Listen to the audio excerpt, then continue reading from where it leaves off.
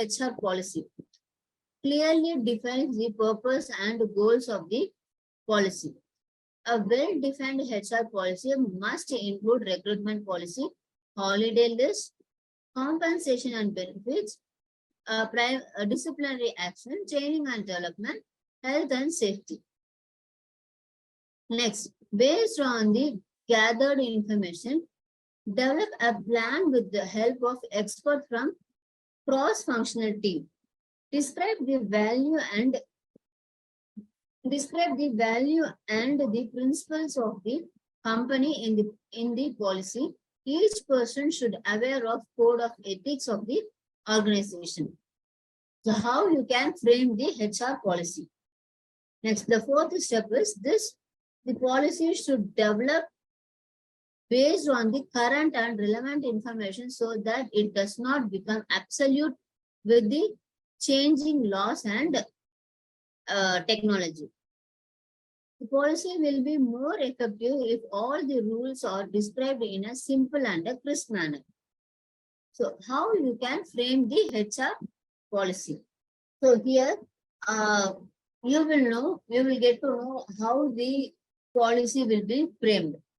First, you have to know why the policy has been created, to achieve what purpose. So what is the purpose of the policy is being implemented? So if the policy is being implemented, what will be regulated? So you have to clearly know why this policy is being implemented. So a well-defined HR policy must include a recruitment policy, holiday list, compensation and benefit, disciplinary action, training and development, health and safety. So it is not only include this policy, but also various policies has been introduced for HR. So various policies will be included in HR policies in various organizations. So every organization, it is not that every organization should have a same policy. It is not like that. Each organization will have some different HR policy according to the nature of the organization. So first, recruitment policy. So recruitment policy, if you take recruitment policy, there is, if you take recruitment, there is a policy for recruitment. So how the candidate has been recruited. So once the candidate is recruited, then what is the what should be done? Next is induction and orientation, or you have to inform the joining date of the employee. So once the candidate has been joined, then you have to send email introduction to the every employees in the organization. So there is a set of policy for recruitment.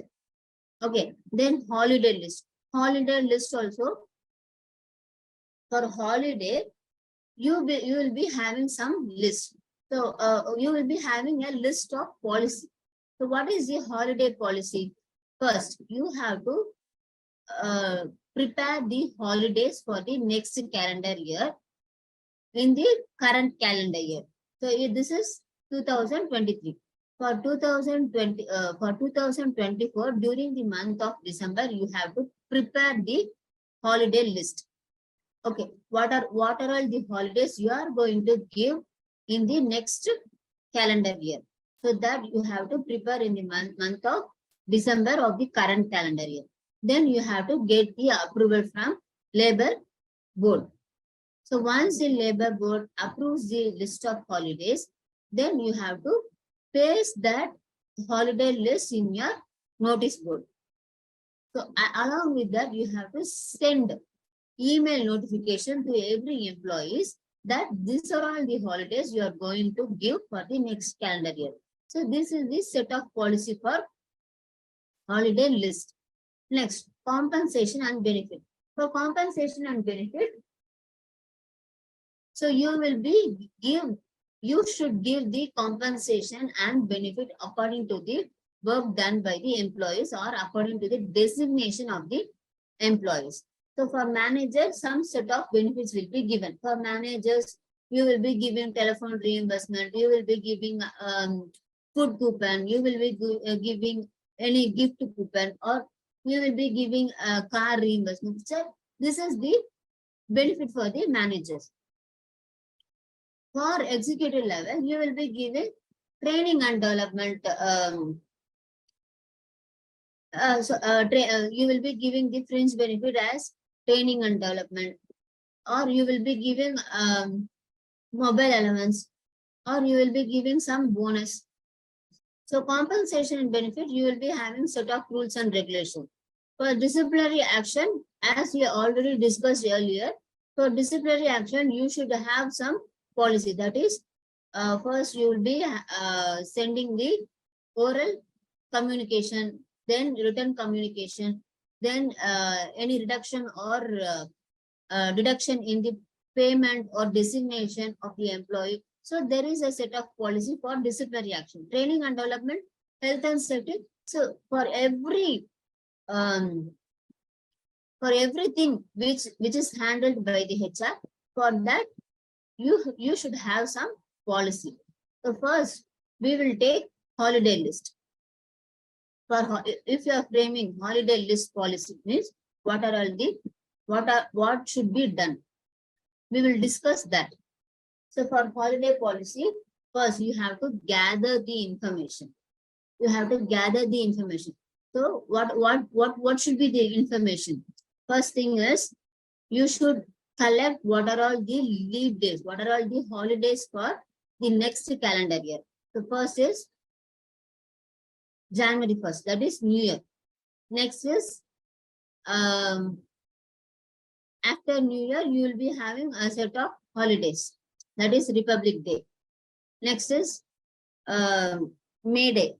So these are all the holidays you will be enjoying in the next calendar year. So first you have to gather the information. So what are all the holidays you will be having in the next calendar year, and that holiday is falling in on what day? That is it a working day or on a weekly holiday? So that information you have to collect, and you have to discuss that information with the heads of all departments. Simply you cannot go and collect the information that these are all the holidays you are going to enjoy, and these are all the list of holidays that you will be going to give for your employees. That you cannot simply go and decide. First you have to collect all the information about the holidays, that is which holidays you are going to give to your employees, and that holiday is falling on which day. That is it working day or weekly holiday? So that information you have to collect, and you have to discuss with your head of the department. With all the functional teams, you have to discuss. So after discussing that, you will come to a list. That is, you will finalize the list of holiday. That is describing the values and principles of the company in the policy. Each person should be aware of the code of ethics and ethics of the organization. Now, you will be finalizing the list of holidays of your organization. That is various head. That is, if we say, for example, finance head, they will say that if you are giving May Day holiday, means then the salary should be given on 30th of April, because 1st of May is holiday. You have to credit the salary purely. That are all the various things that should be discussed all over the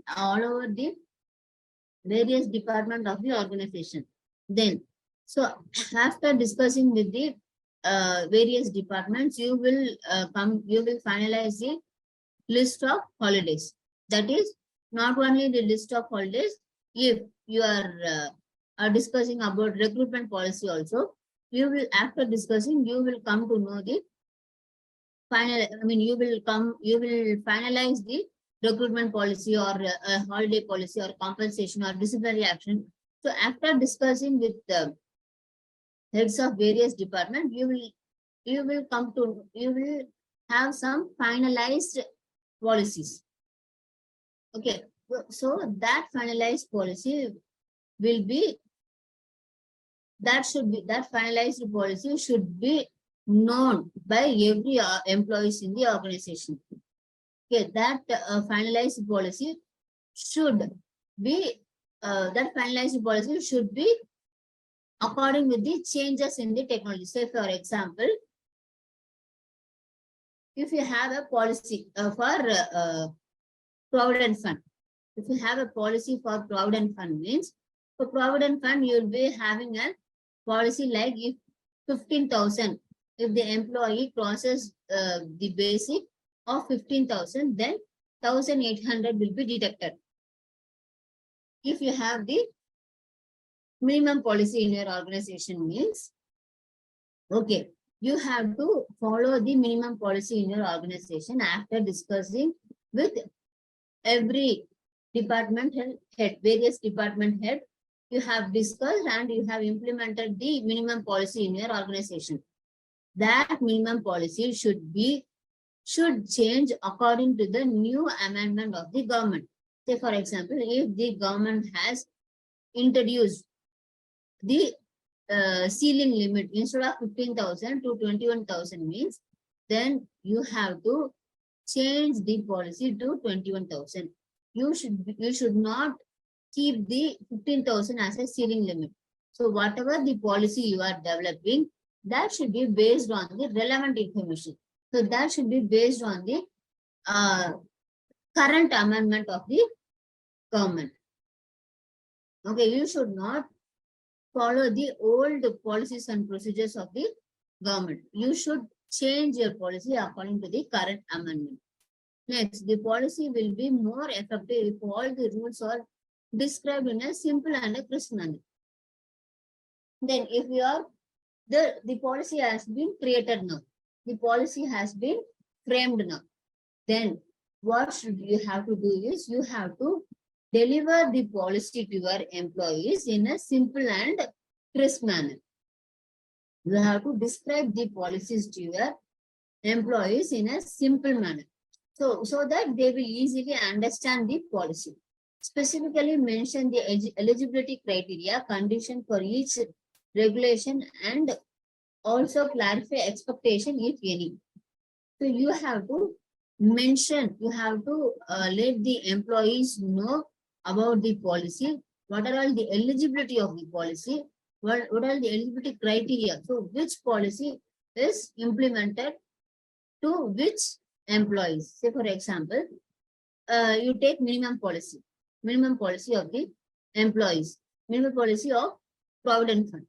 So you have to let the employees know to which employee this minimum policy should be implemented.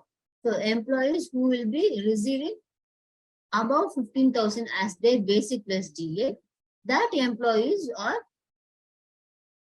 eligible for minimum policy for the minimum policy of the Provident Fund. So you have to clearly mention your employees that who is the eligible person for this minimum policy, who is the eligible employees for this minimum policy. So you should explain the